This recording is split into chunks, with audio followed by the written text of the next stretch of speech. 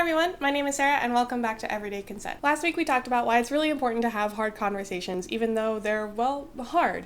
Click here to watch that video if you missed it. Today I want to continue that conversation and discuss how to actually have those talks. There's quite a bit of advice about this online through a variety of lenses, anywhere from helping partners talk about STIs to helping managers give performance reviews. Though these situations are all quite different, there's quite a bit of overlap in how to help the conversation go well. And because I'm here to help, I did a bunch of Googling so you don't have to. I've put together the themes that I see popping up the most often and what I consider the most salient points. So here are my top 5 tips for difficult conversations. If you want to dive more deeply, I'll put my sources in the description. Tip number 1, prepare. Here are a couple things to keep in mind when preparing to have this conversation. First, if possible, set aside a time to have this talk rather than jumping right into it. This can mean anywhere from full-on scheduling a date and time to just asking, hey, can we chat when you have a sec? Since this might be a heavy conversation, it's courteous to give the other person a chance to prepare or at least make sure that they're focused and not in the middle of something else. While we're on the subject of preparation, it's important to know your sore spots. A sore spot is any subject or habit that you have significant emotional baggage around. Enough baggage that if the subject is brought up or used to attack you in some way,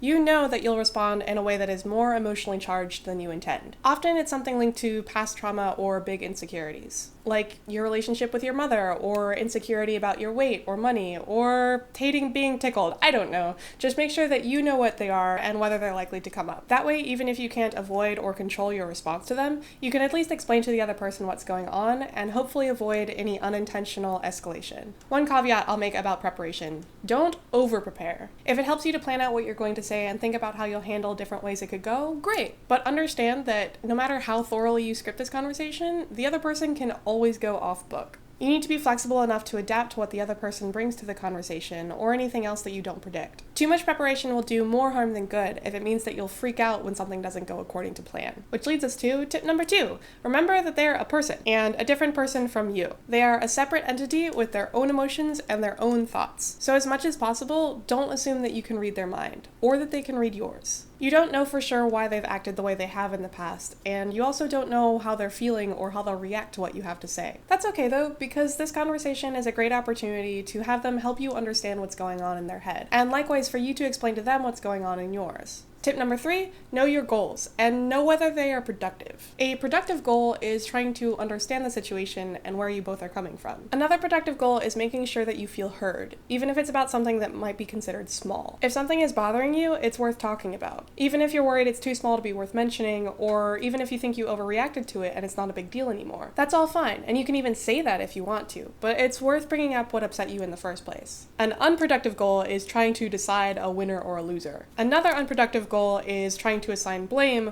or make the other person feel terrible for hurting you. If you know your goal is mostly vindictive, you're probably not ready to have this conversation. Remember that a productive goal looks more like understanding than scorekeeping. Tip number 4, listen. Make it a priority to actively listen. This video is about difficult conversations, not difficult monologues. Here are some tips for being a good listener. First, resist the urge to fill the silence. Once you've said your piece, the other person might need some time to process before they respond. Tell them that they can take their time and then let them. Once they do respond, one of the best ways to check that you're being a good listener is to paraphrase. Repeat back what you think they said in your own words. This does a lot of great things. First, it demonstrates that you showed them enough respect to actually pay attention when they were speaking. Next, it helps them know whether you actually understood what they said and gives them a chance to try again. Also, in hearing you repeat back what they said, they might realize that they left out something important to them and add it. Also, their response to your paraphrasing helps you know whether you understood what they meant to get across. And lastly, putting what they said into your own words gives you something concrete that you know you understand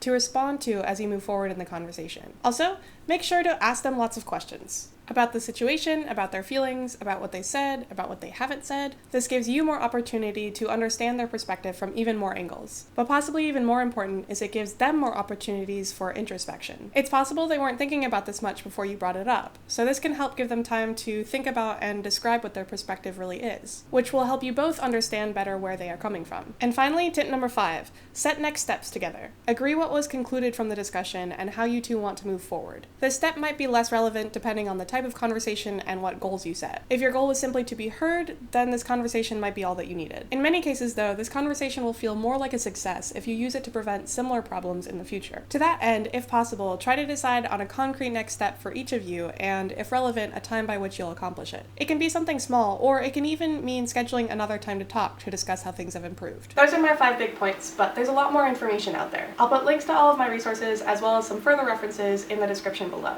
So what do you think? Were these suggestions helpful? Did I mention anything that you haven't thought of before? Or anything that has worked well for you in the past? Something that didn't work well? Or is there anything that you think should be added? Let me know down in the comments, or as always, you can email me at everydayconsent@gmail.com.